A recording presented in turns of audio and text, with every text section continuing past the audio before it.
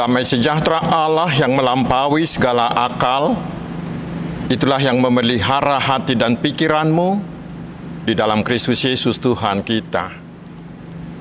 Amin. Selamat hari Minggu saudaraku, mari kita menerima firman Tuhan yang menjadi dasar khotbah untuk minggu ke-24 sesudah Trinitatis hari ini, yaitu dari kitab 1 Raja-Raja pasal 17 ayat 7 hingga ayat yang ke-16. Saya akan bacakan untuk kita. Tetapi sesudah beberapa waktu, sungai itu menjadi kering sebab hujan tiada turun di negeri itu. Maka datanglah firman Tuhan kepada Elia, bersiaplah pergi ke Sarfat yang termasuk wilayah Sidon, dan diamlah di sana. Ketahuilah, aku telah memerintahkan seorang janda untuk memberi engkau makan. Sesudah itu, ia bersiap, lalu pergi ke Sarfat. Setelah ia sampai ke pintu gerbang kota itu, tampaklah di sana seorang janda sedang mengumpulkan kayu api. Ia berseru kepada perempuan itu, katanya, "Cobalah ambil bagiku sedikit air dalam kendi, supaya aku minum." Ketika perempuan itu pergi mengambilnya, ia berseru lagi, "Cobalah ambil juga bagiku sepotong roti." Perempuan itu menjawab, "Demi Tuhan Allahmu yang hidup, sesungguhnya tidak ada roti padaku sedikit pun, kecuali segenggam tepung dalam tempayan dan sedikit minyak dalam buli-buli. Dan sekarang aku sedang mengumpulkan 2-3 potong kayu api, kemudian aku mau pulang dan mengolahnya bagiku dan bagi anakku, dan setelah kami memakannya, maka kami akan mati." Tetapi Elia berkata kepadanya, "Janganlah takut, pulanglah. Buatlah seperti yang kukatakan. Tetapi buatlah lebih dahulu, Tetapi Elia berkata kepadanya, "Janganlah takut, pulanglah. Buatlah seperti yang kau katakan. Tetapi buatlah lebih dahulu bagiku sepotong roti bundar kecil daripadanya, dan bawalah kepadaku. Kemudian barulah kau buat bagimu dan bagi anakmu. Sebab beginilah firman Tuhan Allah Israel, tepung dalam tempayan itu tidak akan habis, dan minyak dalam buli-buli itu pun tidak akan berkurang, sampai pada waktu Tuhan memberi hujan ke atas bumi." Lalu pergilah perempuan itu dan berbuat seperti yang dikatakan Elia. Maka perempuan itu dan dia serta anak perempuannya itu mendapat makan beberapa waktu lamanya. Tepung dalam tempayan itu tidak habis, dan minyak dalam buli-buli itu tidak berkurang, seperti firman Tuhan yang diucapkannya dengan perantaraan Elia.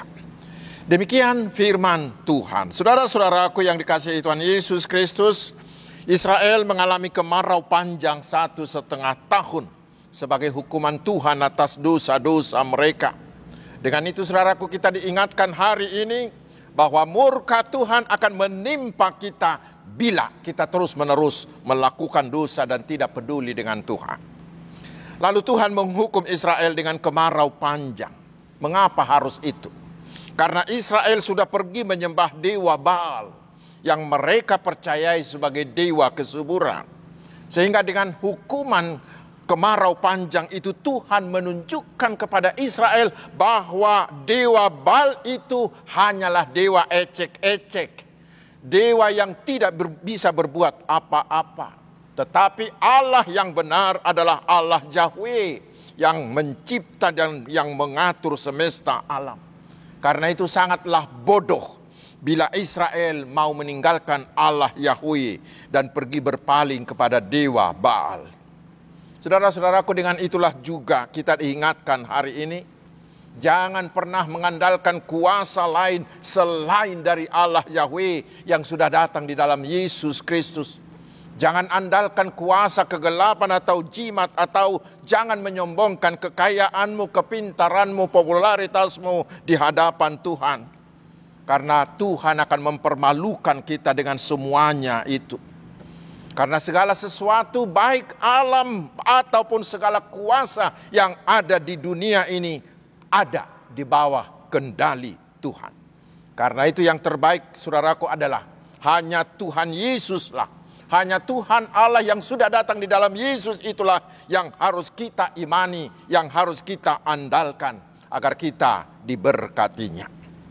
Itulah yang akan kita lihat di peristiwa berikutnya saudaraku. Ketika itu Nabi Elia melarikan diri karena Raja Ahab dan istrinya Isabel sudah bertekad untuk membunuh dia.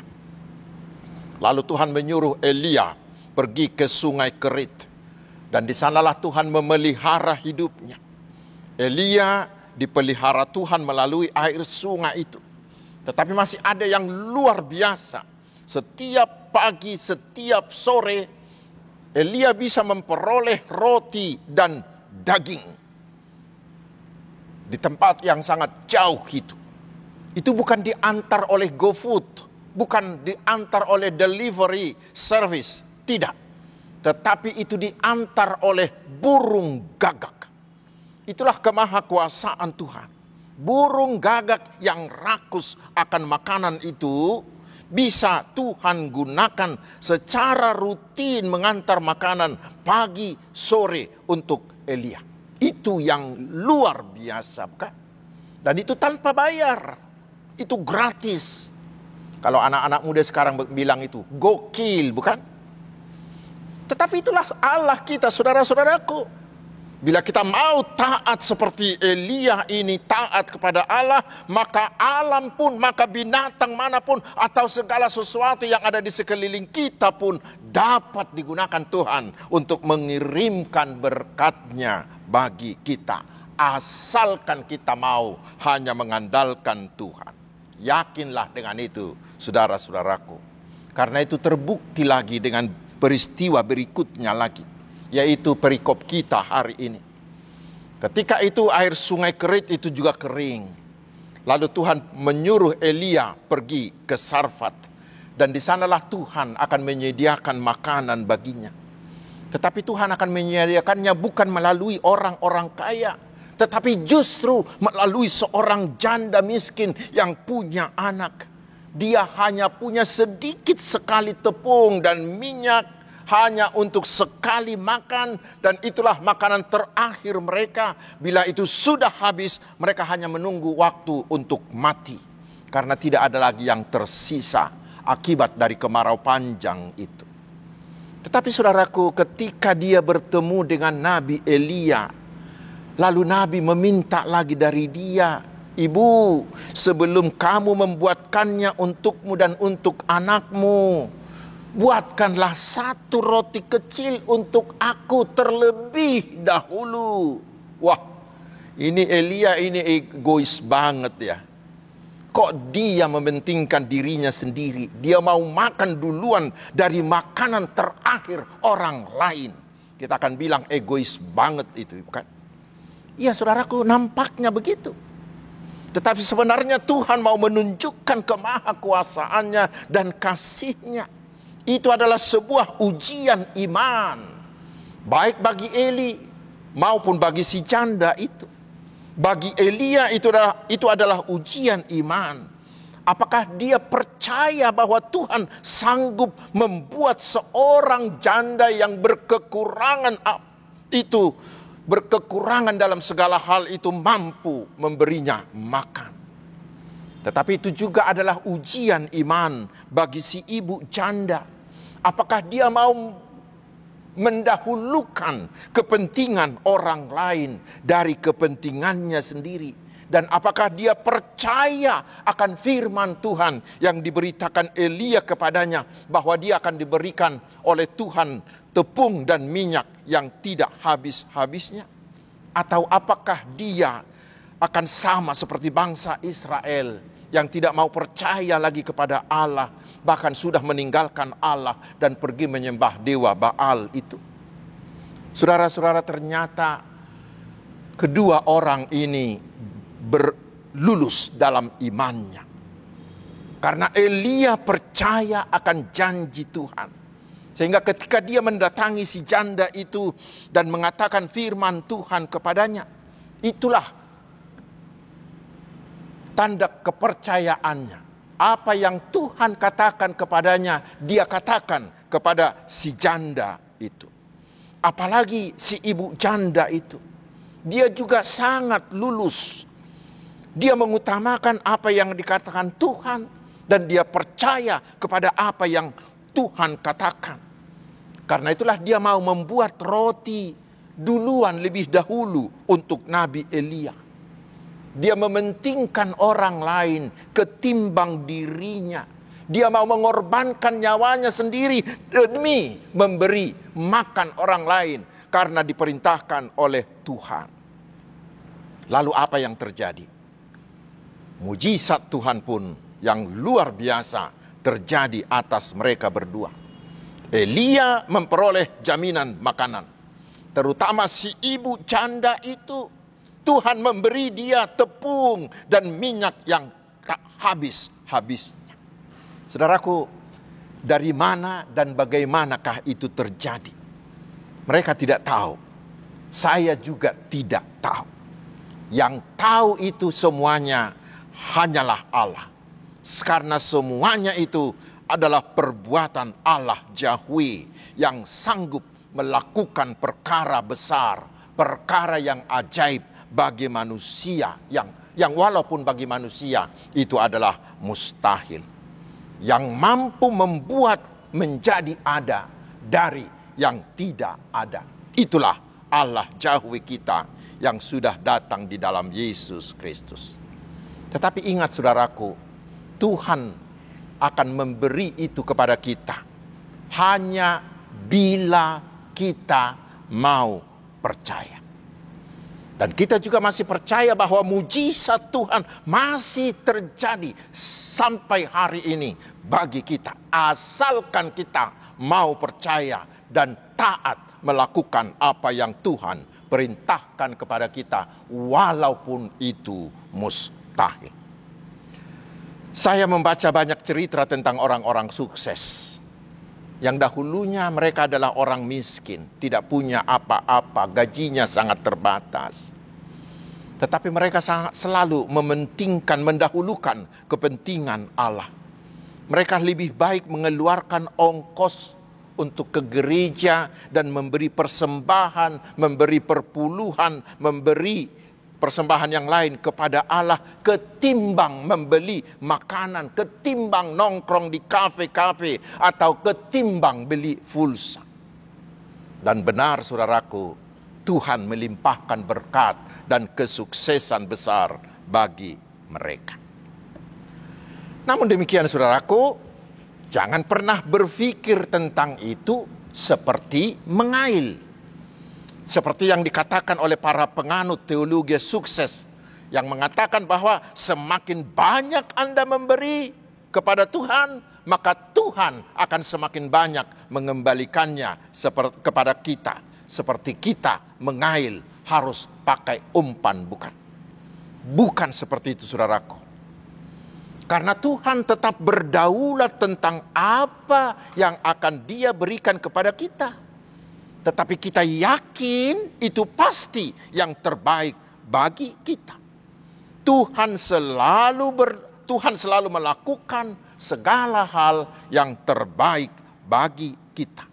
Dan Tuhan juga berdaulat penuh kepada siapa berkatnya itu akan dicurahkannya. Tetapi kita yakin saudaraku, bahwa bila kita percaya dan bila kita hanya mengandalkan Tuhan Yesus dalam semua hidup kita, pasti Tuhan akan melakukan mujizat-mujizatnya bagi kita. Tuhan akan mencukupkan segala kebutuhan kita. Karena Tuhan mampu menggerakkan semua lingkungan sekitar kita. Tuhan mampu menggerakkan seluruh alam semesta untuk menyediakan keperluan kita dan memberi kita kesuksesan. Ini ada sebuah cerita tentang seorang ibu pedagang tempe. Entah karena apa tempe yang dia kerjakan itu tidak matang sempurna. Padahal dia sangat membutuhkan uang untuk uang sekolah anaknya. Tetapi si ibu ini seorang beriman dan percaya bahwa Tuhan akan melakukan mujizat baginya. Dia berharap bahwa dalam perjalanannya ke pasar yang akan memakan waktu yang sedikit lama ini, dia berpikir, dia yakin, dia berharap bahwa tempenya itu akan semakin matang dan nanti tiba di pasar sudah layak untuk dijual. Tetapi apa yang terjadi, saudaraku, setibanya dia di pasar, ternyata tempenya itu belum matang juga.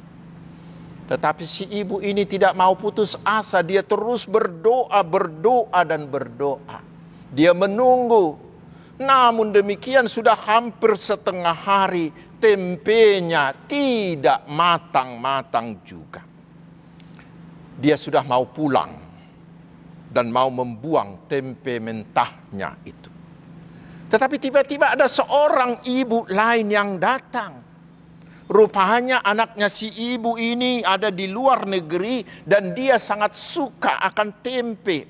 Dan ibunya mau mengirimkannya kepada anaknya, tetapi tempenya itu jangan yang sudah matang, harus yang setengah matang agar setibanya di sana nanti tempenya itu pas matang. Dan dia datang ke pasar untuk mencari tempe yang seperti itu. Karena pedagang, sangat jarang pedagang yang menjual tempe setengah matang. Tetapi saudaraku, itulah mujizat Tuhan bagi si ibu tadi. Tempe itu laku terjual bahkan dengan harga khusus lagi.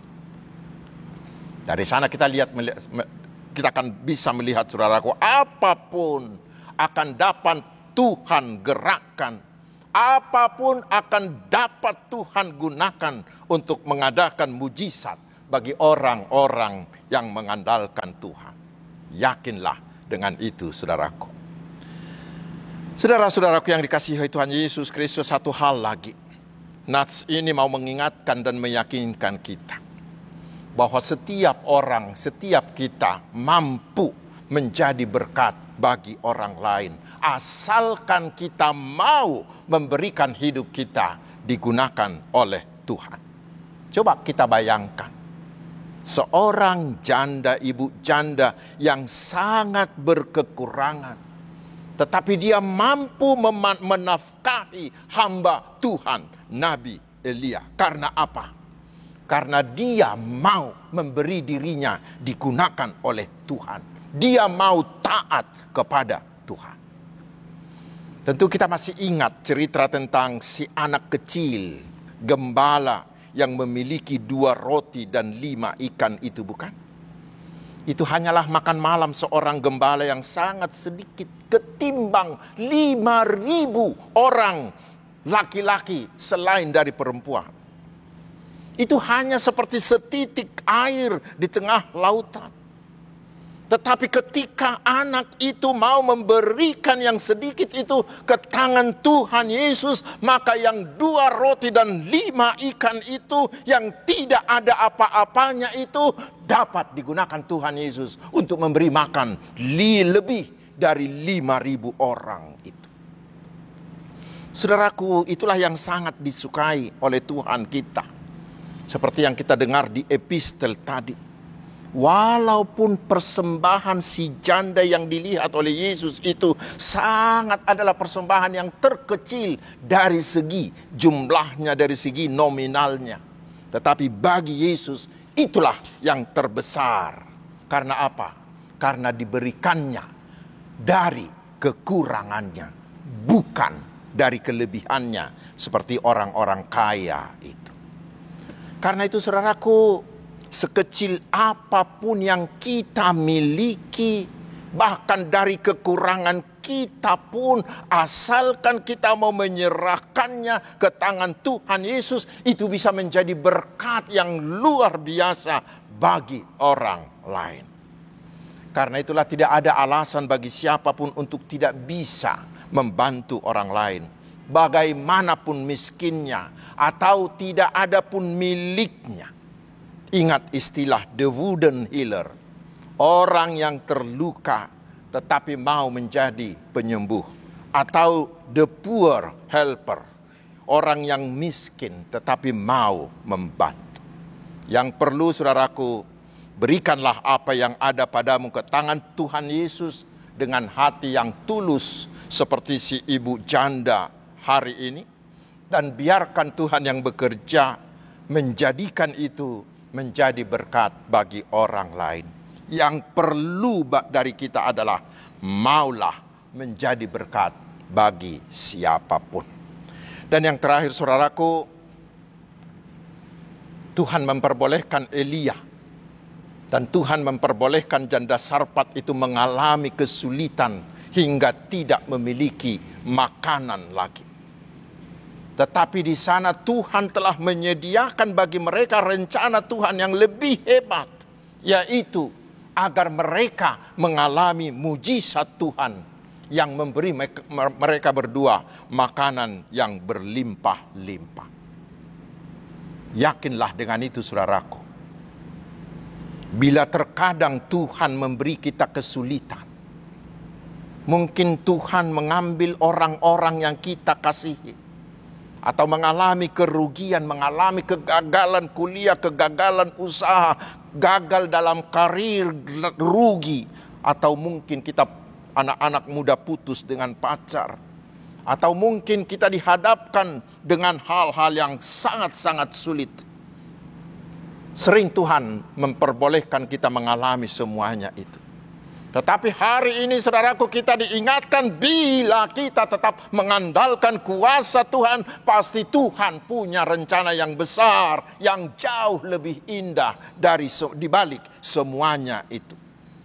Dengan semua apa yang terjadi kesulitan yang kita alami itu, Tuhan ingin menunjukkan mujizatnya yang lebih dahsyat lagi bagi kita. Karena itu saudaraku, bila kita mengalami kesulitan, jangan bersungut-sungut, apalagi jangan putus asa. Jangan bimbang, jangan ragu, jangan kecewa. Tetapi percaya saja, di baliknya semua itu Tuhan punya rencana yang indah, yang luar biasa. Dia ingin menunjukkan mujizatnya yang lebih besar bagi kita. Sekali lagi, yakinlah dengan itu. Amin. Marilah kita berdoa. Terima kasih Tuhan atas firman-Mu. Menteraikanlah itu di hati kami sehingga kami mau memberi dari kekurangan kami dan menyerahkannya ke tangan Tuhan untuk Tuhan gunakan membantu sesama kami. Bantulah kami dengan Roh Kudus-Mu sehingga kami dibentuk menjadi orang-orang yang mau menjadi berkat bagi semua orang. Ya Tuhan yang Maha Kasih dan Maha Kuasa, sertailah kami di setiap detik hidup kami. Hanya penyertaan-Mu yang kami andalkan, agar hidup kami tetap tenang, tetap berhasil, penuh sukacita, dan hidup bermakna, menghadapi setiap musim kehidupan kami. Berkatilah juga keluarga, juga pekerjaan, juga usaha, juga pelayanan-pelayanan kami. Ya Tuhan, berkatilah mereka yang sakit, yang berduka, para yatim piatu, yang berkekurangan, kaum difabel. Berkatilah semua umat-Mu melaksanakan semua tugas profesi mereka, sehingga semuanya menjadi kemuliaan bagi nama-Mu dan menjadi berkat bagi sesamanya.